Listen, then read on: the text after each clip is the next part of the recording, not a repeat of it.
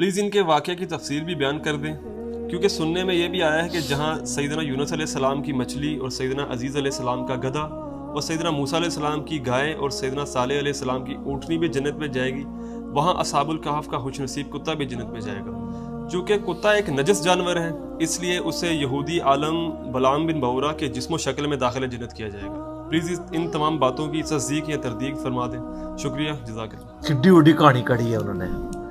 تو یہ اصحاب کہف کے بارے میں، حضرت عزیر کے گدھے کے بارے میں، اصحاب کہف کے کتے کے بارے میں، یونس علیہ السلام کی مچھلی کے بارے میں، اور بھی چیزیں ہیں نا سر۔ سلیمان علیہ السلام کا ہدہد، وہ تو نہیں پڑھیا، اور بڑی ساری چیزیں انہوں نے بنائی ہوئی ہیں۔ اے حضرت ابراہیم علیہ السلام کا مینڈا، وہ سارے کہتے ہیں جنت ہی جان گے۔ سر کوئی جنت میں نہیں ہے۔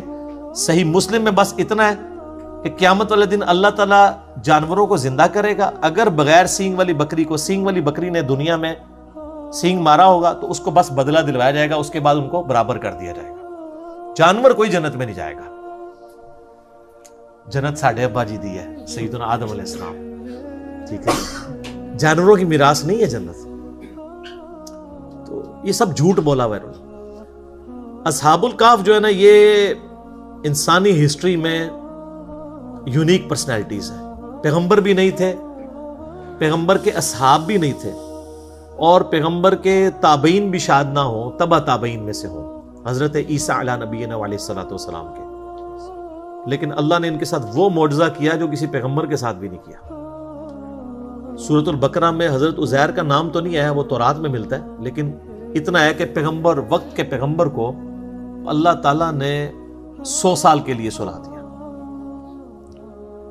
لیکن اصحاب الکہف کو اللہ تعالیٰ نے 300 سال کے لیے سلایا، عیسوی اعتبار سے یعنی سولر کیلنڈر کے اعتبار سے، اور لیونر کیلنڈر کے اعتبار سے 309 سال، جو قرآن میں سورۃ الکہف میں آتا ہے۔ سورت نمبر 18 ہے قرآن پاک میں، پارہ نمبر 15 میں پہلی 26 آیات پڑھ لیں تو سورۃ الکہف میں آپ کو اصحاب الکہف کا پورا واقعہ پتہ چل جائے گا۔ اور یہ کرسچن ٹریڈیشن میں بھی 7 سلیپرز کے نام سے مشہور تھے، 7 یعنی اللہ کے نیک بندے سونے والے، اور 8واں ان کا کتا تھا۔ کرسچنز بھی ان کو اولیاء اللہ کے طور پر مانتے تھے۔ یہ سمجھنے حضرت عیسیٰ کے تبع تابعین میں سے ہیں۔ حضرت عیسیٰ علیہ السلام کے رفع سماوی یعنی دنیا سے اٹھائے جانے کے آلموسٹ آپ سمجھ لیں 100 سال بعد کا یہ واقعہ ہے، 146 عیسوی کا۔ آج چل رہا ہے 2019 عیسوی، 14 نومبر۔ قرآن حکیم میں اللہ تعالیٰ فرماتا ہے چند نوجوان تھے، بوڑھی ہڈیاں نہیں بات قبول کرتی، چند نوجوان۔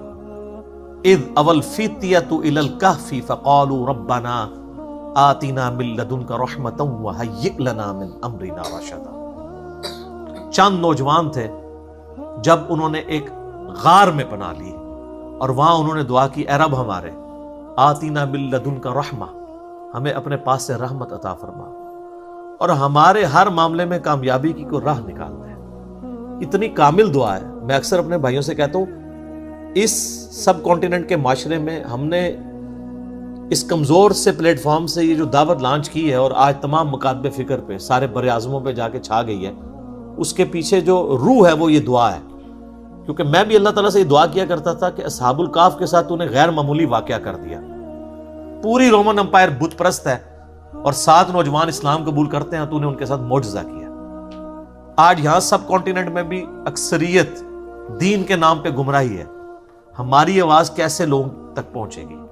ان مکاتب فکر تک جن کی کروڑوں فالوور، لاکھوں مسجدیں، لاکھوں علماء ہیں۔ اس کے پیچھے یہ راز ہے کہ میں دعاؤں میں، اپنی تشہد کی دعاؤں میں، عام دعاؤں میں یہ دعا آپ دیکھتے ہیں، ہر درس قرآن سے پہلے میں پڑھتا ہوں، ربنا آتینا من لدنک رحمہ وہیئ لنا من امرنا رشدا۔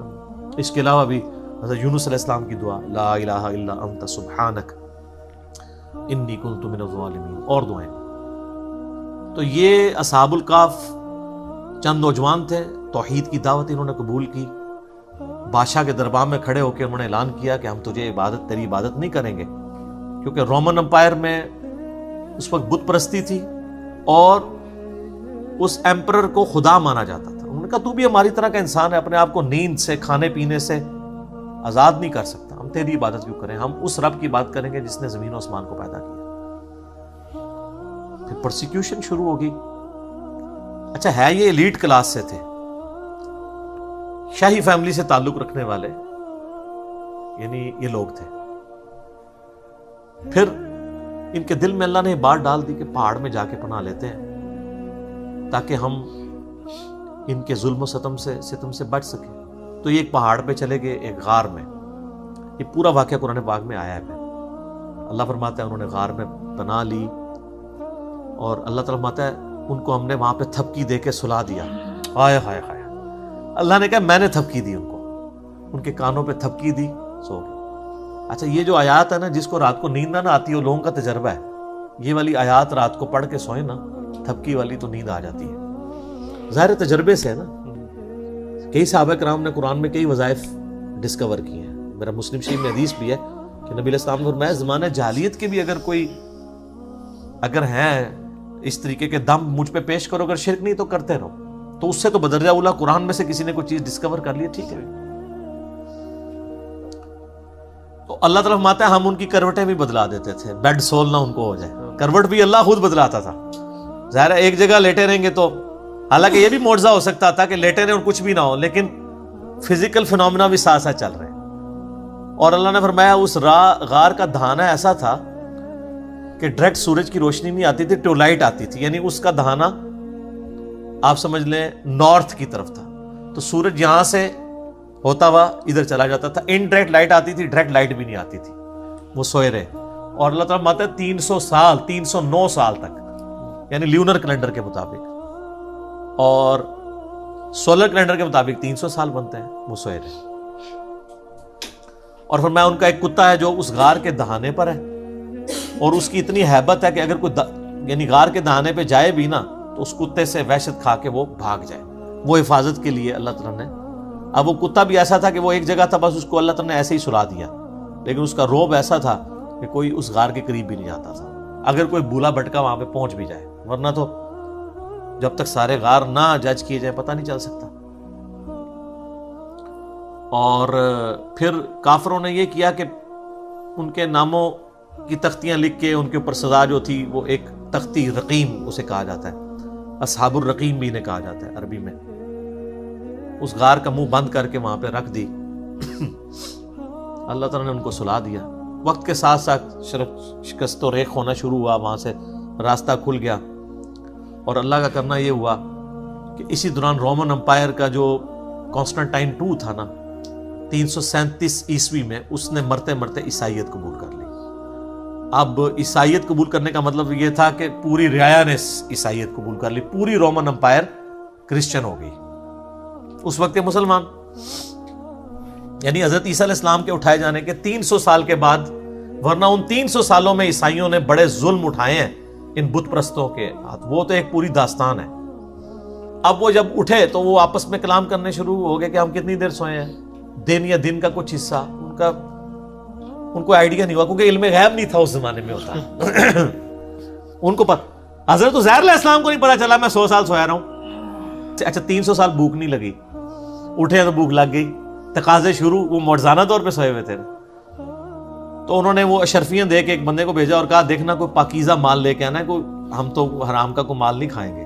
شریعت ساتھ ساتھ چل رہی ہے، اور وہ یہ سمجھ رہے ہیں کہ بادشاہ کا دور ہے چھپ چھپا کے. ان کو تو پتہ ہی نہیں ہے کہ سر 300 سال گزر چکے ہیں، اور رومن امپائر جو ہے وہ ان کا دین وہی ہے جو ان کا دین ہو چکا ہے. اب وہاں جب پہنچے تو وہاں انہوں نے حالات بدلے ہوئے دیکھے. کسی دکان سے وہ خریداری کرنے لگے تو وہ جب اس نے پرانے زمانے کے سکے دیکھے، اس نے کہا لگتا ہے کہ اس بندے کے ہاتھ کو خزانہ لگ گیا. شور مچ گیا، اس کو پکڑ کے لے گئے. تو آہستہ آہستہ پھر ان کی حقیقت کھل گئی کہ یار یہ تو وہ لوگ ہیں. پتہ تھا ان کو کہ اس طرح 7 سلیپر کسی غار میں سوئے ہوئے ہیں، تو وہ تو پھر وہاں کے اولیاء اللہ ڈکلیئر ہو گئے. پھر اللہ تعالیٰ نے فرمایا کہ اس واقعے کے ذریعے ہم نے ان لوگوں کا ایمان بھی مضبوط کیا کہ اللہ تعالیٰ مرنے کے بعد زندہ کر سکتا ہے. کیونکہ اس حوالے سے کوسچنز شروع ہو گئے تھے، اللہ تعالیٰ مردوں کو کیسے اٹھائے گا. یہ بہت بڑا معجزہ تھا کہ 300 سال بعد اللہ تعالیٰ نے ان کو اٹھا لیا.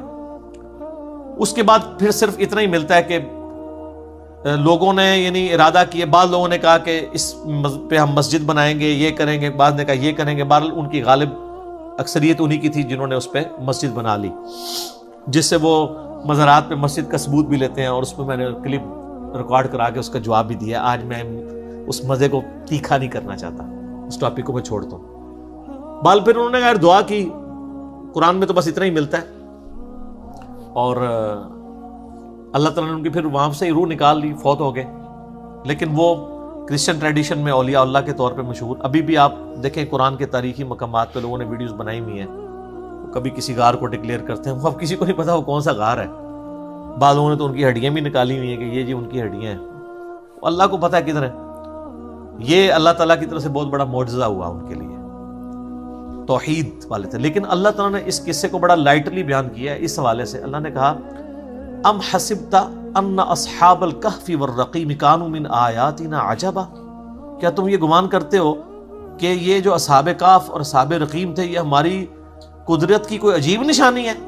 کوئی عجیب نہیں ہے، اللہ تو اس سے بڑے بڑے کام کر رہا ہے. ہائے ہائے ہائے سر، اسی لیے میں کہتا ہوں کائنات میں ہونے والی ہر چیز معجزہ ہے، لیکن ہم ان معجزوں کے عادی ہو چکے ہیں. سر انڈے سے چوزا نکلنا یہ اصحاب کہف کے 300 سال بعد اٹھنے سے بڑا معجزہ ہے.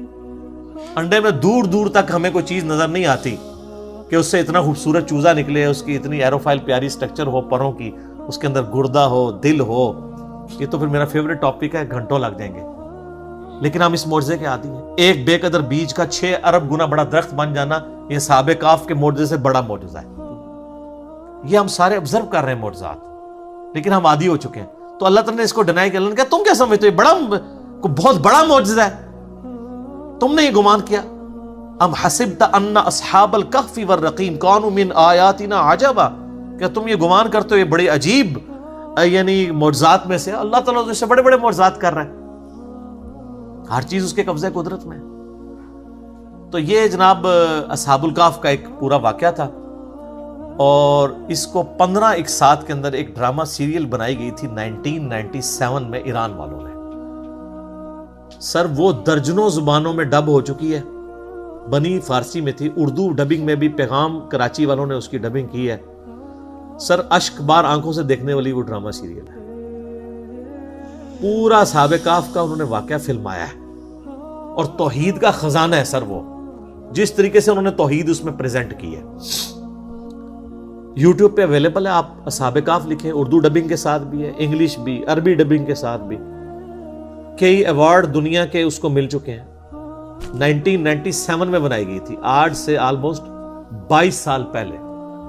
آج بھی دیکھیں آپ جناب، آپ دل کرے گا کہ ایک دن میں اس کو ختم کر کے اٹھیں، جس طریقے سے انہوں نے اس کو فلمایا. تو یہ بڑی ایک ناانصافی تھی کہ میں اصحاب کہف کا ذکر کروں اور ایران والوں کی اس فلم کا ذکر نہ کروں، جو انہوں نے واقعی اس طرح فلمائی ہے کہ اس زمانے میں انہوں نے پہنچا دیا. آپ کو یعنی موٹیویشن ملے گی کہ یار یہ لوگ بھی تھے جنہوں نے اپنی زندگی اللہ کے لیے وقف کی، اللہ نے ان کو ہمیشہ کے لیے امر کر دیا. آج لوگ ان کا ذکر کرتے ہیں. قرآن قیامت تک پڑھا جائے گا، اور اللہ کے ان موحدین کا ذکر لوگ ہمیشہ کریں گے، ان کی مثالیں دیں گے کہ جناب ایسے نوجوان بھی ہوتے ہیں. اچھا یہ تو واقعہ اللہ تعالیٰ نے بیان کیا تھا تاکہ لوگ توحید کی طرف رغبت کریں. ہم نے اس کو فضائل کا ذریعہ بنا لیا، وہ بھی ہے. صحیح مسلم میں حدیث ہے جو سورہ کہف کی پہلی 10 آیات حفظ کر لے گا دجال کے فتنے سے بچ جائے گا. تو کبھی اس پہ غور کریں کہ دجال کے فتنے کا اس سے کیا تعلق ہے. اس لیے کہ اس کی جو 10ویں آیت ہے وہ اذ اول فتیۃ الی الکہف فقالوا ربنا آتنا من لدنک رحمۃ وہیئ لنا من امرنا رشدا. اللہ تعالیٰ نے جب کوئی کامیابی کی راہ نظر نہیں آتی تھی، اصحاب الکہف کے لیے کامیابی کی راہ نکال دی. تو دجال کے فتنے کے خلاف بھی جس کو یہ 10 آیات یاد ہوں گی اس کے لیے بھی کامیابی کی راہ نکل جائے گی. تو یہ یاد اسی کو ہوں گی جو روزانہ پڑھے، اسے وقتاً فوقتاً پڑھتے رہیں، خود بخود زبانی یاد ہو جائے گی. اسی طریقے سے صحیح حدیث ہے المستدرک للحاکم میں، جو جمعے والے دن سورۃ الکہف کی تلاوت کر لے اگلے جمعے تک اس کے لیے ایک نور اللہ تعالیٰ کی طرف سے مقرر ہو جائے گا. اور صحیح بخاری میں حدیث ہے نا، وہ سورۃ الکہف ایک صحابی پڑھ رہے تھے تو ان کا گھوڑا جو ہے وہ بدک گیا تھا، فرشتے وہ سننے کے لیے آ گئے تھے. تو سورۃ الکہف کے فضائل اپنی جگہ ہیں، لیکن اس کے جو مضامین میں یہ اصحاب الکہف کا پہلی 26 آیات کے اندر جو ذکر ہے وہ توحید کے علمبرداروں کے لیے ایک مشعل راہ ہے کہ اگر آپ تھوڑے کیوں نہ ہو، اگر آپ سچائی کے لیے کھڑے ہیں، ٹروتھ لور ہے، تو اللہ تعالیٰ آپ کا ہاتھ تھام لے گا. دنیا میں نہ بھی تھامے، آخرت میں ہمیشہ کی کامیابیاں تو آپ کا مقدر ہوں گی انشاءاللہ تعالی۔ اس لیے گھبرانا نہیں ہے، سچائی کے ساتھ کھڑے رہنا ہے اور کبھی پرواہ نہیں کرنی اس حوالے سے۔ اس کے ساتھ جو باقی سٹوریاں وہ جوڑ دیتے ہیں وہ ساری کی ساری غلط ہیں۔ تو ایک دفعہ میں ریکویسٹ کروں گا کہ سورۃ الکہف جو لوگ جوانی سے ابھی تک اس کو پڑھ رہے ہیں جمعے کے وظیفے کے طور پہ، ایک دفعہ ترجمہ بھی سر کھول کے پڑھ لو، اور آپ نے مزید مزہ لینا ہے تو میری جو 9 سالوں کے اندر قرآن کی تفسیر ریکارڈ ہوئی ہے اس میں سورہ کہف پہ تو میرا بہت لمبے لیکچرز ہیں، اس میں تو کئی ایک مضامین ہیں۔ ذوالقرنین بادشاہ کا واقعہ ہے، قصہ خضر و موسیٰ ہے، اس کے علاوہ اس کا جو مرکزی ٹاپک ہے وہ دنیا کی محبت کی مذمت ہے جو اصل چیز ہے، اور اس میں اللہ تعالیٰ نے کئی ایک واقعات بھی اس میں بیان کیے ہیں، مثالیں بھی بیان کی ہیں۔ تو سورۃ الکہف کو کبھی ترجمے سے بھی پڑھ کے دیکھیں کہ اس کے اندر کیا کچھ بیان ہوا ہے۔ ٹھیک ہے جی، اسی پہ کنکلوڈ کرتے ہیں، بقیہ سوالات انشاءاللہ اگر کوئی بچ گیا تو اگلی دفعہ انشاءاللہ تعالی